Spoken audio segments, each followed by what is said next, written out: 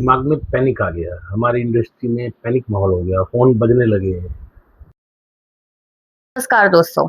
मोदी जी ने अपील की कि 1 साल तक सोना मत खरीदें। देश हित की बात है, राष्ट्र की बात है, राष्ट्र हित की बात है, तमाम तरीके की उन्होंने अपील की। और जिस तरीके से प्रधानमंत्री नरेंद्र मोदी जब भी कोई अपील करते हैं तो जनता कहीं न कहीं उनकी मानती हुई नज़र आती है। अब तमाम लोग ऐसे हैं जो मोदी जी के खिलाफ है, लेकिन हम मार्केट में इस वक़्त मौजूद है, जो चांदनी चौक की मार्केट है, जो एशिया की सबसे बड़ी मार्केट मानी जाती है। और ज्वेलर्स की बात हो रही है, ज्वेलरी की बात हो रही है, तो शादी-ब्याह पे बहुत ज़्यादा ज़रूरी होते हैं, किसी को शायद लेने-देने के लिए भी बहुत ज़्यादा ज़रूरी होते हैं। तो उसी मुद्दे पे चर्चा करने के लिए हमारे साथ योगेश सिंघल जी हैं, जो ज्वेलरी समाज के मान लीजिए एक तरीके से प्रेज़िडेंट है, तो उनसे ही सीधा बातचीत करेंगे कि क्या इस अपील की वजह से इन सारी चीज़ों पर कितना फ़र्क पड़ेगा और क्या लोग सच में खरीदारी कम कर देंगे या फिर मार्केट को इससे फ़ायदा होगा? तो इसी पे चर्चा करेंगे। सर, मेरा सवाल ये है कि जैसी अपील हुई, मोदी जी ने अपील की, तो वो सुनने के बाद तुरंत क्या रिएक्शन रहा होगा आपका?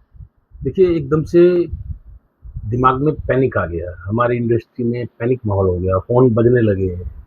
सोशल मीडिया पे मोदी जी का जो अपील था, वो भेजने लगे लोग कि अब क्या होगा, किस लिए किया है, उसका आकलन करने में लोगों ने आपस में चर्चा की। कल रविवार था, हमारी छुट्टी रहती है, तो सब टेलीफ़ोन पे बातचीत होती थी सब लोगों से।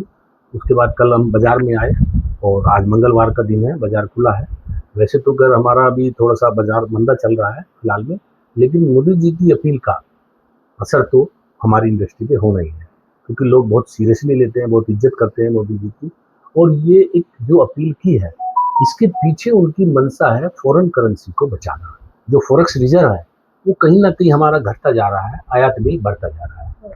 तो ये एक गंभीर समस्या है, ये खाली अभी इसी सरकार में नहीं आई है, ये पूर्व की सरकारों में भी ये समस्या रही है। 2013 में भी हमारे जो वित्त मंत्री थे, उन्होंने ये वो की थी अपील कि 6 महीने, साल भर आप सोने से दूर रहिए, मत खरीदिए।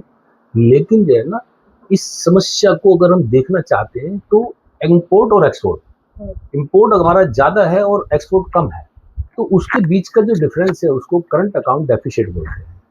इस समस्या को हल करने के लिए सरकारों को अपने गोल्ड रिजर्व को या तो बेचने के लिए या गिरवी रखने के लिए मजबूर होता है, क्योंकि भुगतान करना है फॉरेन करेंसी में। तो ये समस्या ना आए, ये ना विकराल रूप ले आगे आने वाले समय में, तो अभी से ही मोदी जी ने एक अपील की है, चेतावनी दी है कि भाई आप लोग उस चीज को यूज कीजिए जो फॉरेन करेंसी से आयातित नहीं होती, यानी कि स्वदेशी चीज। एक सोना ऐसी चीज है जो 100% बाहर देशों से आयात होता है, बाकी चीजें देश में भी उसके सब्सिट्यूट है। अब ज्वेलरी इंडस्ट्री में करोड़ों लोग इन्वॉल्व हैं, वो धर्म संकट में है कि हमारे रोजगार का क्या होगा, क्या हम बेरोजगार हो जाएंगे, क्या हमारी दुकानें बंद हो जाएगी। लाखों बंगाली कारीगर हैं, वो भी इसमें इन्वॉल्व है, उनके भी फोन आ रहे हैं कि हमारी आजीविका को क्या संकट आ जाएगा। तो तरह तरह के लोग सदमे में हैं। तो वही सवाल है मेरा कि अपील तो मोदी जी ने कर दी, लोगों ने आकलन भी करना स्टार्ट कर दिया है, लेकिन जिनको डर है कि हमारी आजीविका कैसी रहेगी या फिर कमाई हो पाएगी, नहीं हो पाएगी, तो उन लोगों के लिए क्या किया जाए कि वो इतना पैनिक ना करें और वो समझे कि हमें देश हित में साथ देना है कि कुछ समय की बात है, फिर सारी चीजें नॉर्मल हो जाए। देखिए, एज एन एसोसिएशन में ऑल इंडिया के ज्वेलर्स को कहा है कि धैर्य के साथ में आप अपनी प्रतिक्रिया दें, कोई भी बंदी या प्रोटेस्ट को बिल्कुल भी हाथ ना लगाएं, और हमारी एसोसिएशन इसका समर्थन नहीं करती, क्योंकि ये समस्या गंभीर समस्या है। ये तानाशाह समस्या नहीं है कि मोदी जी ने बोल दिया और हमने मान लिया। ये देश के ऊपर एक बहुत बड़ा संकट है। इस संकट से हम सब नागरिक, सारे भारतवासी 140 करोड़ लोग प्लस सरकार मिलके ही इसका हल निकाल सकते हैं। अब आते हैं हम सोने के ऊपर। सोने का इंपोर्ट कैसे बंद हो, क्योंकि डिपेंडेंसी सिर्फ इंपोर्ट के ऊपर है। हमारे देश में सोने की खदानें नहीं है, और है भी तो उससे सोना नहीं निकलता।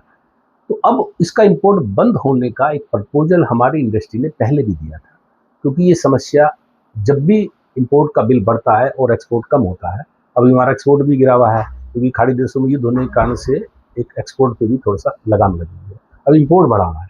तो इसके लिए एक हल दिया था कि जो लोकल सोना हमारे देश के अंदर है, महिलाओं के पास, जिसको काम में नहीं लेते हैं, जो पहनने काम में नहीं आता है, उसके लिए एक गोल्ड मोनेटाइजेशन स्कीम सरकार ने 2015 में लागू की थी, लेकिन उसमें कोई भी सफलता नहीं मिली।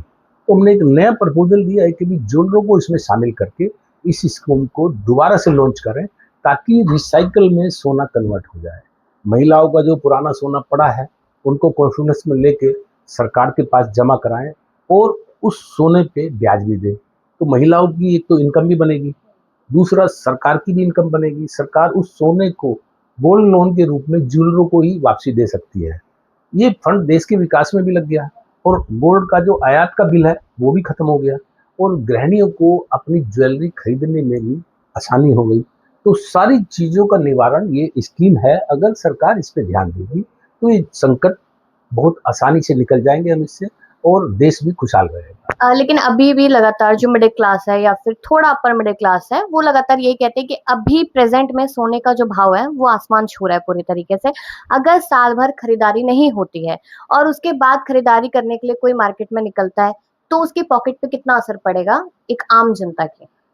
देखिए, अब सोने का भाव एक साल बाद में घटेगा या बढ़ेगा, ये आकलन किया जा सकता है, लेकिन इसकी सत्यता के बारे में नहीं जाना जा सकता। हो सकता है एक साल बाद में 1 लाख रुपए सोने का भाव हो जाए, हो सकता है ये 1.5 लाख से 2 लाख रुपया हो जाए। तो इसकी कोई भी गारंटी नहीं दे सकता, लेकिन ये जरूर है कि इसको हम 2 भागों में बांटें इंडस्ट्री को। कि एक तो वो लोग हैं जो इन्वेस्टमेंट पर्पज से काम करते हैं, उसके लिए सरकार ने 4 मई को एक ईजीआर, डिजिटल ये जो गोल्ड रिसीट है, ये जो इलेक्ट्रॉनिक गोल्ड रिसीट ईजीआर, ये लॉन्च की है। इसमें फिजिकल गोल्ड ना लेके इसमें पैसा ट्रांसफर हो जाएगा और अकाउंट में जैसे ईटीएफ में दिखता है, आपके अकाउंट में सोना दिखेगा तो भी आपने 100 ग्राम सोना खरीदा हुआ है सरकार से। तो एक तो ये हो गया इन्वेस्टमेंट पर्पज से, तो उनको सोना इंपोर्ट नहीं करना पड़ेगा, ना ही उसके पर वो देना पड़ेगा फॉरेन करेंसी। और अब आ जाते हैं गृहिणियों की ज्वेलरी, जो ज्वेलरी शादी ब्याह में खरीदते हैं या किसी त्योहार पे या बहन बेटी को लेने देने के लिए खरीदते हैं। तो ये चलन हमारे देश में है और ये हमारा एक हिस्सा है कि हमारे भारत की जो नारी है वो बिना ज्वेलरी के नहीं सज सकती। तो उसके लिए ये जो रिसाइकल की स्कीम है, ये अगर सरकार चाहेगी ज्वेलरों के साथ मिलकर तो ये कारगर हो सकती है। इससे सरकार को भी लाभ मिलेगा कि जो ये संकट है ये भी टल जाएगा और हमारी इंडस्ट्री में जो रोजगार का संकट है वो भी खत्म हो जाएगा और लोगों के दिमाग में जो पैनिक है वो भी खत्म हो जाएगा और बहुत इजीली हम सब मिल के, देखिए हम अगर हम घर की बात करें, हमने अगर 10,000 रुपये इनकम है और 20,000 रुपये खर्चा है, तो घर का मुखिया बोलता है कि भाई अपने खर्चे कम करो वरना हमें लोन लेना पड़ेगा। लोन लेंगे तो ब्याज लगेगा, ब्याज लगेगा, बढ़ते बढ़ते हमारा मकान ही बिक जाएगा। तो वो पोजीशन नहीं आए तो अपने खर्चे कम करना ये उचित है। ये बहुत अच्छी सलाह है सरकार की और इसको हम सब देशवासियों को मानना चाहिए। लेकिन जो इसमें कार्यरत है, जो इसमें करोड़ों लोग इन्वॉल्व हैं, करोड़ों जो है बंगाली इन्वॉल्व हैं बनाने वाले, लाखों ज्वेलर हैं, उनके यहाँ कर्मचारी काम करने वाले हैं, तो इनकी रोजगार को भी ध्यान में रख के कोई ना कोई प्रपोजल सरकार को बनाना चाहिए। जैसे कि आपने कहा कि प्रपोजल बनाना चाहिए, तो यही मेरा आखिरी सवाल है कि क्या अब सरकार ने अपील तो कर दी, लेकिन क्या अभी भी टाइम है कि सरकार जितने भी ज्वेलरी के एसोसिएशन लोग हैं, जो बड़े लोग हैं, जो समझ सकते हैं कि किस तरीके से हमें उसे ओवरकम करना है, तो उनके साथ एक मीटिंग तो शायद ज़रूरी है कि उस मार्केट को समझा जा सके कि क्या है? बिल्कुल, अभी देखिए कल और परसों 2 दिन मीटिंग की है हमारे प्रधानमंत्री जी ने और आप विभिन्न चैनलों के माध्यम से सरकार के पास ज्वेलरों की प्रतिक्रिया, आम आदमी की प्रतिक्रिया पहुंच रही है और इसके ऊपर हमें उम्मीद है कि सरकार कोई ना कोई संज्ञान लेके ऐसा माहौल पैदा करेगी जिससे ये बादल दुख के छट जाएंगे।